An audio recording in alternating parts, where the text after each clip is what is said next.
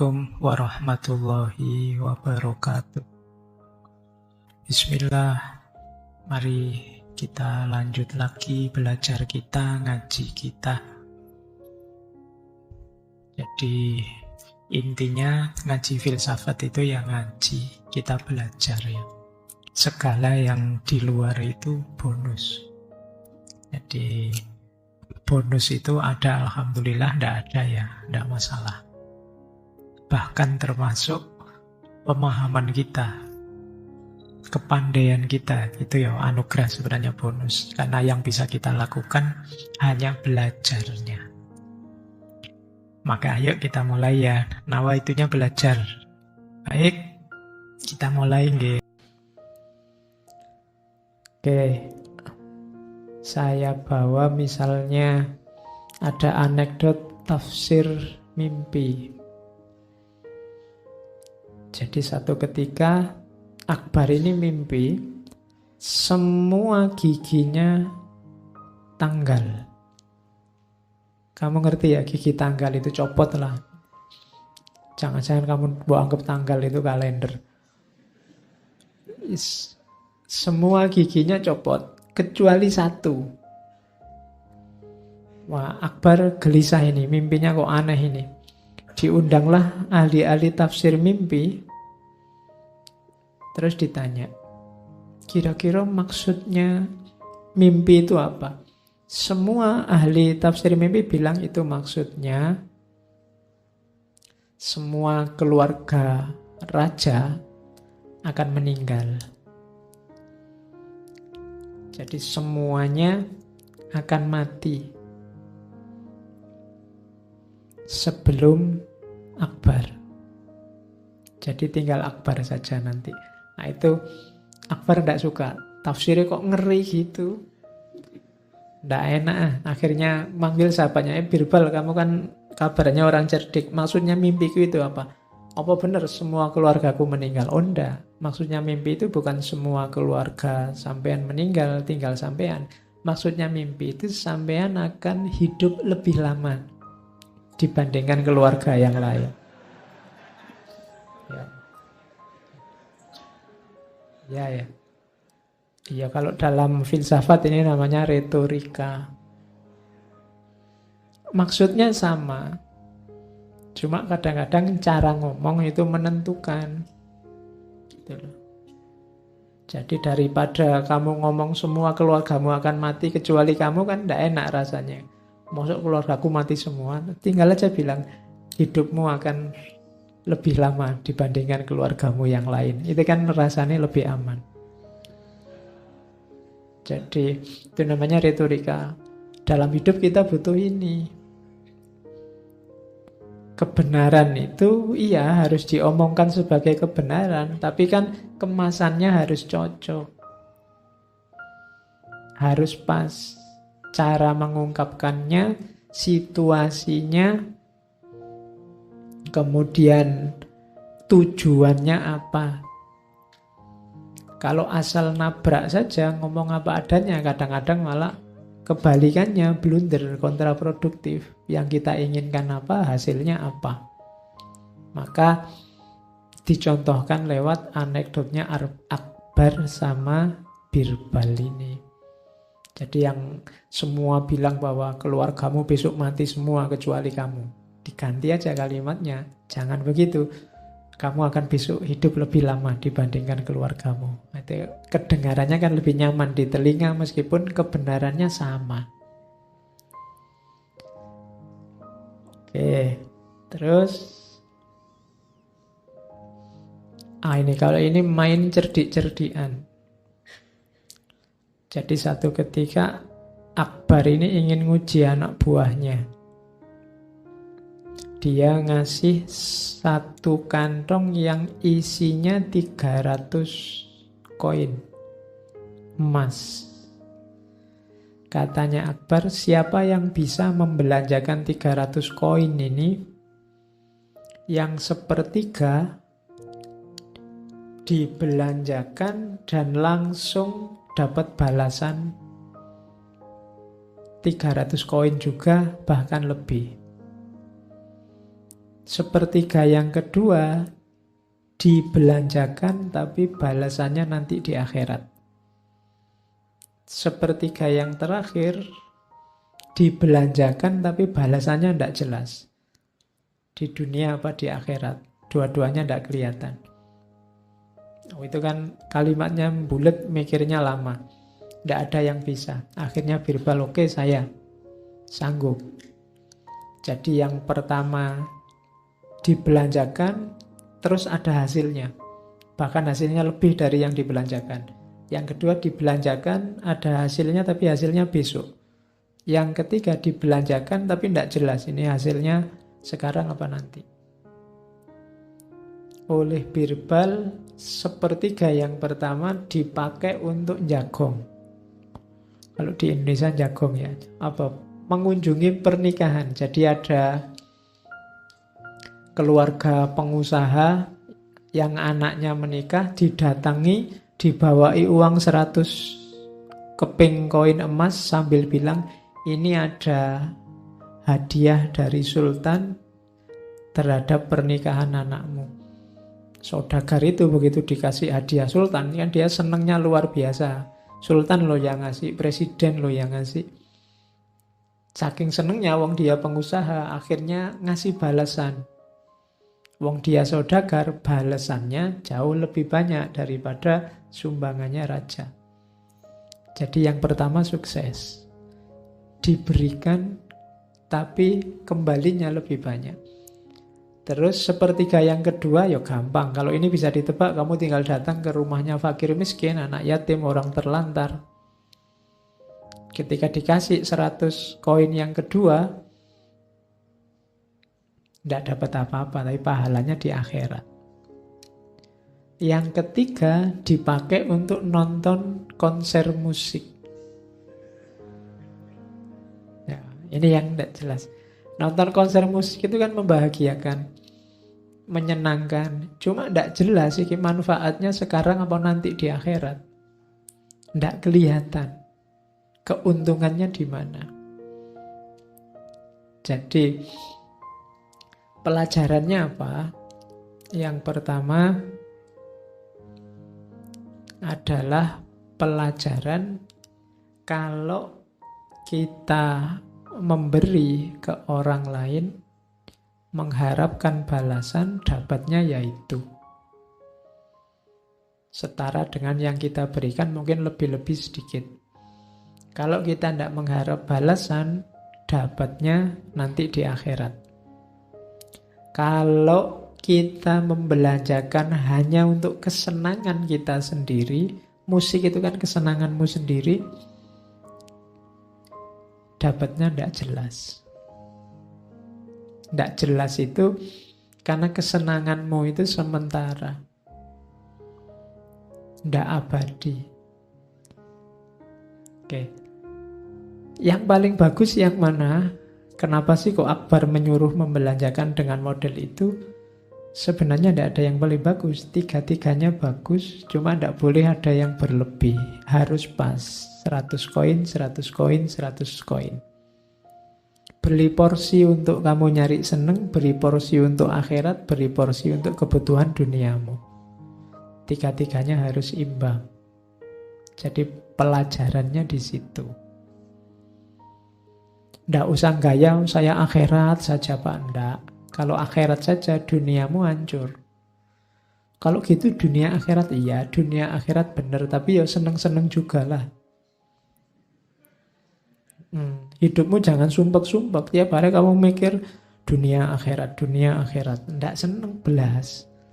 Ada senengnya, nikmati juga hidupmu. Ya sekali-sekali nonton konser musik, sekali-sekali nonton film, sekali-sekali nongkrong, ngopi, main game, tidak masalah. Ya dunia, ya akhirat, ya senang-senang. Tiga-tiganya imbang. Allah menciptakanmu di dunia itu kan tidak untuk sumpek. Kalau kamu bahagia, Allah juga senang bahagia. Analoginya kayak orang tua sama anaknya. Orang tua kerja keras, banting tulang membiayai anaknya. Itu kan tidak minta anaknya balas ngasih uang yang sama, kerja keras yang sama. Tidak, anaknya senang. Itu yang ingin dia lihat. Allah memberi kita banyak fasilitas itu sebenarnya ingin melihat kita senang, kita bahagia. Maka hiduplah jangan kayak orang susah. Biar Allah senang. Gaya kita kan sering gaya kayak orang susah, mengeluh tiap hari, sumpek tiap hari. Seneng-seneng lah, Allah itu suka dengan hambanya yang bahagia. Nah itu pelajaran selanjutnya dari Akbar. Nah, kalau ini kecerdikan.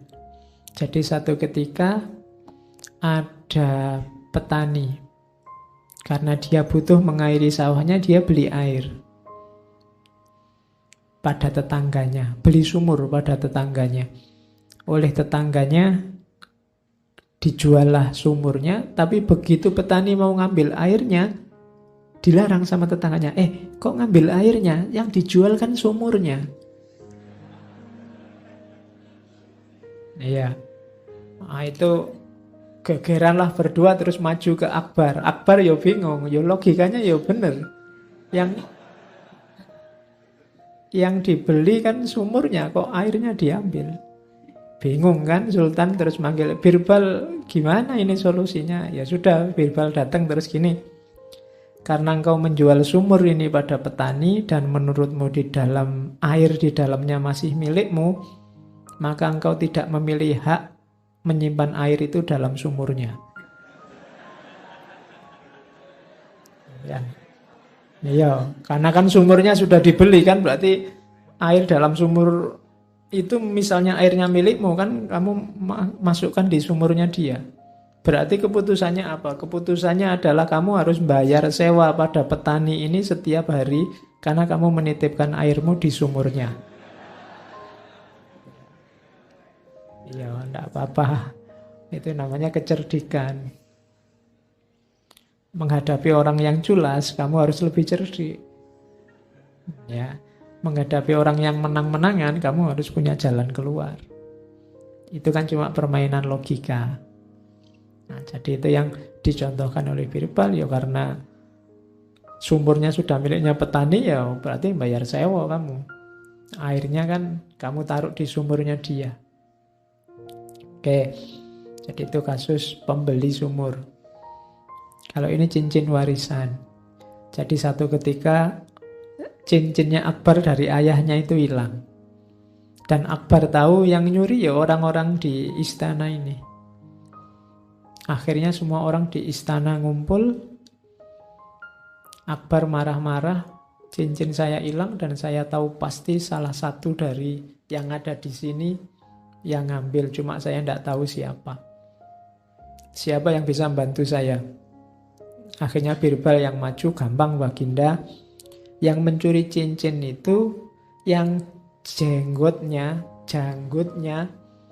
kena warnanya tembok istana.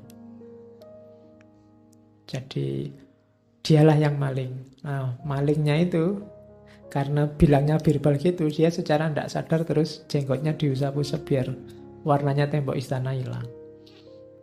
Nah, terus langsung ditunjuk. Nah, itu malingnya.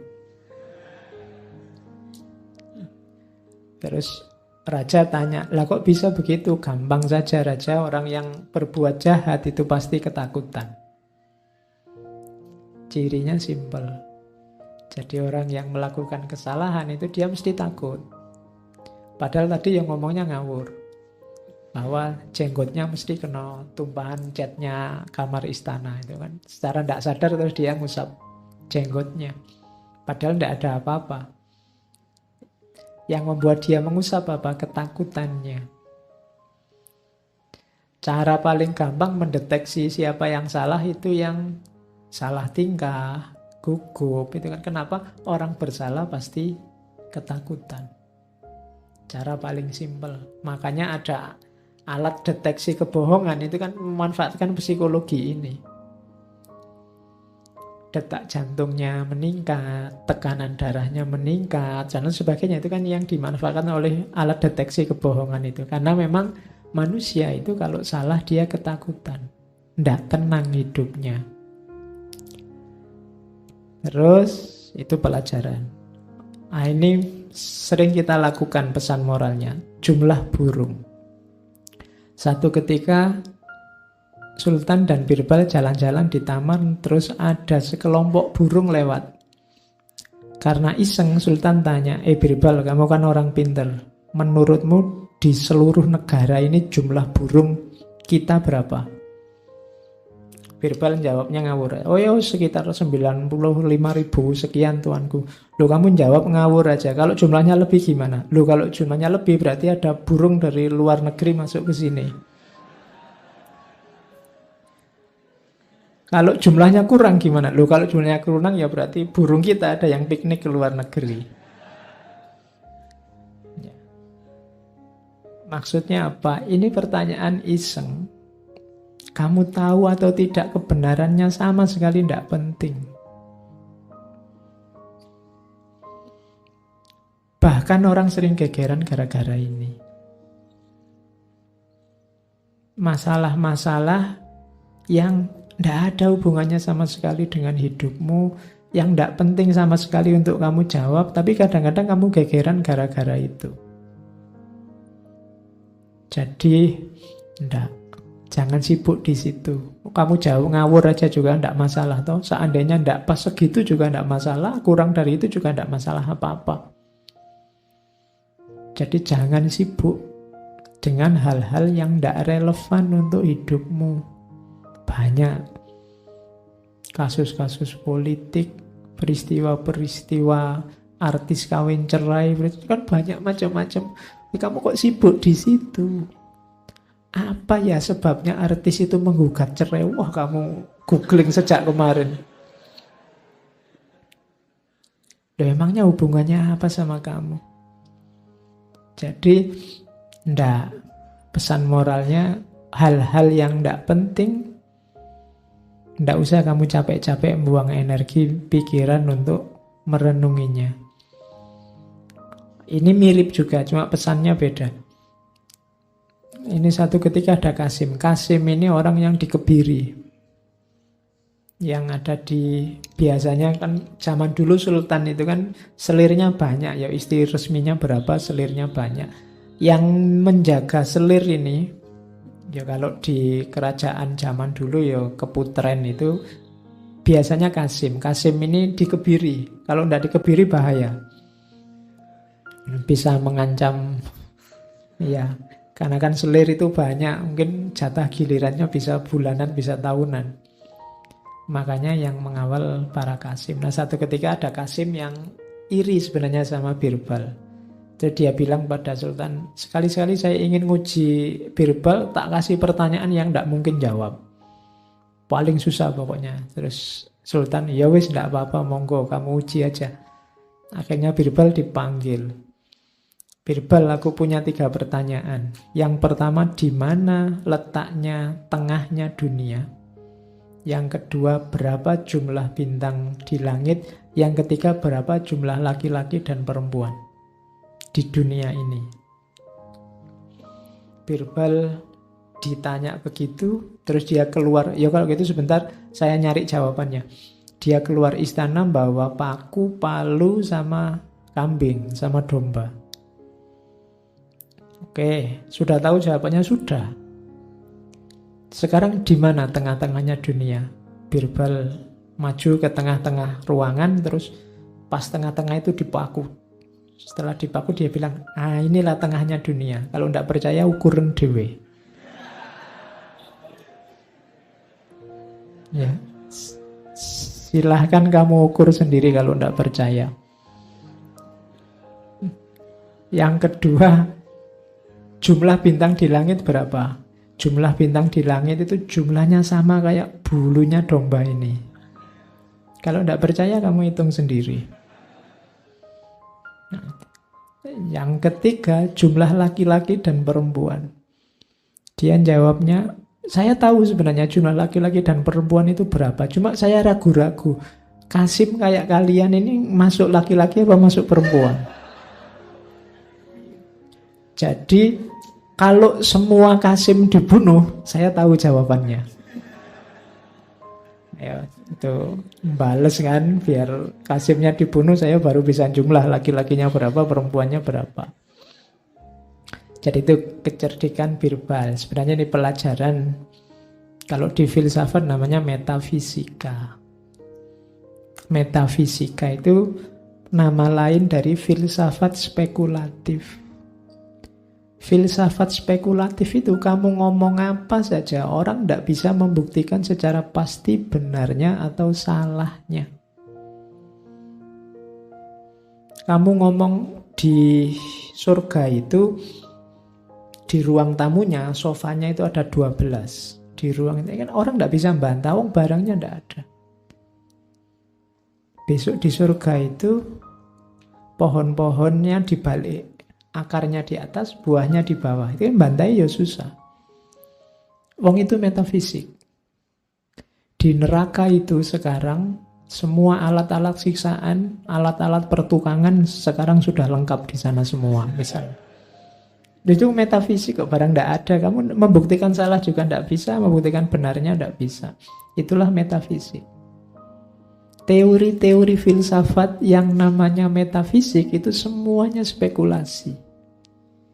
Spekulasi itu kalkulasi-kalkulasi rasional saja. Kenapa? Faktanya tidak bisa diakses. Sama kayak Birbal tadi, tengahnya dunia ya di sini, tidak percaya hitungan dewe, lan hitungnya piye? Susah. Jadi itu menunjukkan ranah yang namanya metafisik. Nah, ini juga pesan moralnya bagus. Satu ketika Sultan bikin garis di lantai. Terus dia merintah, tolong yang pinter siapa bisa pendekkan garis saya ini, tapi tidak boleh menyentuhnya atau menghapusnya dengan tangan. Semua yang hadir angkat tangan. Terus Birbal datang, dia bikin garis lagi jajar dengan garisnya Sultan, tapi dia bikin garis lebih panjang. Nah, sekarang Sultan garisnya sampean lebih pendek. Kenapa? Karena garisku lebih panjang. Ini contoh bahwa untuk menaklukkan orang, untuk mengalahkan orang lain itu tidak selalu dengan cara tabrakan, saling menghapus, saling menjatuhkan. Itu kalau pakai ayat, anekdot itu adalah ayat fastabikul khairat. Siapa yang menang adalah yang kebaikannya lebih banyak, bukan yang berhasil menjatuhkan yang lain. Jadi cara paling gampang untuk mengalahkan musuhmu adalah buatlah kebaikan lebih banyak dari dia. Maka engkau akan menang. Bukan dengan cara kamu cari-cari kesalahannya. Jadi itu pesan dari garis tadi. Tidak usah kamu hapus garisnya temanmu. Bikin saja garis yang lebih panjang dan engkau menang. Jadi tidak usah kamu jelek-jelekkan dia, kamu cari-cari kesalahannya. Lakukan saja kebaikan lebih banyak dari dia, maka engkau unggul. Nah, itu ajaran memendekkan garis. Quotes-nya banyak. Dari Akbar ini saya bawa beberapa. Yang pertama, the world is a bridge. Pass over it, but build no houses upon it. Dunia ini sebagaimana jembatan, lewatilah tapi jangan membuat rumah di atasnya. Ini kalau bahasa Jawa, urip itu cuma mampir ngombe. Jadi kita mampir sebentar. Keajaiban, mukjizat itu terjadi di semua kuil dari setiap keimanan. Keajaiban itu tidak tergantung agamanya, tapi tergantung keyakinan para pengikutnya. Berarti apa? Agama kita itu kuncinya di kita. Kalau kamu ingin Islam jaya, tergantung dirimu. Kamu ingin Islam jatuh, ya tergantung dirimu. Di agama lain banyak juga mukjizat, di kita juga banyak mukjizat. Dari mana mukjizat itu muncul? Keimanan, keyakinan para pengikutnya. Jadi rumusnya itu, miracles, keajaiban-keajaiban terjadi di kuil-kuil dari setiap keimanan. Berarti apa? Agama-agama itu setara kalau hanya dilihat di level keajaibannya. Terus, ya kalau ini biasa, learning is a plant that grows in all climes. Jadi belajar itu menanam yang pasti tumbuh di semua musim. Ini juga bagus, tiap hari kita dianjurkan untuk belajar. Kalau ini ajaran sufistik, sebagian penyembah Tuhan yang jadi tujuannya adalah perkembangan nasibnya sendiri, bukan pengabdiannya, bukan penyembahannya. Kalau kita sedang beribadah pada Allah, biasanya yang jadi fokus perhatian kita adalah nasib kita. Ketika kamu sholat, ketika kamu berdoa, ketika kamu mengabdi pada Allah, fokusmu biasanya hanya nasibmu. Aku ini diterima apa tidak doaku, dikabulkan apa tidak keinginanku, apa manfaatnya ibadah ini bagiku. Yang kamu pikir selalu dirimu, selalu nasibmu. Allah tidak masuk hitungan. Jadi not his worship, bukan yang kamu sembah. Tapi fokusmu hanya egomu, nasibmu sendiri.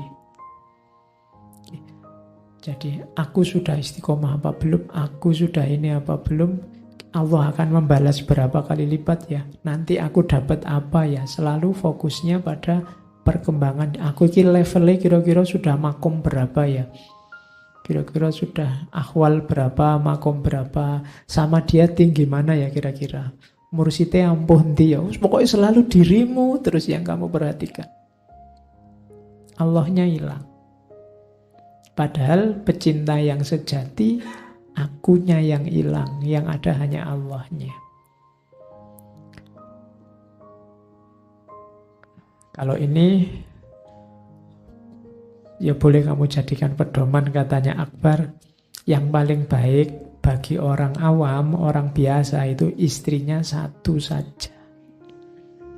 Jangan banyak-banyak. Nah, kalau ingin istri banyak, jangan jadi ordinary man, jadi sultan dulu. Ya, jadi yang terbaik itu istrinya satu saja. Terakhir, ini kalimatnya Birbal, banyak dipakai di dunia sufi. Jadi satu ketika Akbar minta, Birbal buat satu pernyataan yang berguna, baik bagi yang sedang gembira maupun yang sedang dirundung kesedihan. Jawabnya Akbar, kalimat besar itu, ini akan berlalu. Jadi kalian mengalami apapun, kesedihan atau kesenangan, ingat-ingat kata-kata itu, ini akan berlalu. Kamu sedang seneng karena apa? Jangan berlebihan, kenapa? Karena pasti akan berlalu kesenangan. Kamu sedang sedih juga tidak usah khawatir, tidak usah merasa duniamu gelap mau kiamat. Kenapa? Pasti juga akan berlalu. Jangan putus asa karena ini pasti akan berlalu dalam kesedihanmu. Juga jangan lupa diri dalam kesenanganmu karena itu pun juga akan berlalu. Kebahagiaanmu apa sekarang? Wisudakah? Baru dapat pacar baru kah? Baru dapat. Senengnya terbatas, pasti akan berlalu. Ya kamu dapat pacar baru sekarang seneng, tapi tunggulah 2, 3, 4 bulan lagi, paling lama setahun ya. Nanti kamu gelisah lagi, senengnya berkurang banyak. Lulus juga begitu, waktu wisuda kamu seneng-seneng, begitu toga dikembalikan kamu sumpek lagi. sekarang mau apa. Maka tidak usah galau, tidak usah gampang kaget, tidak usah gampang sumpek, semuanya pasti berlalu.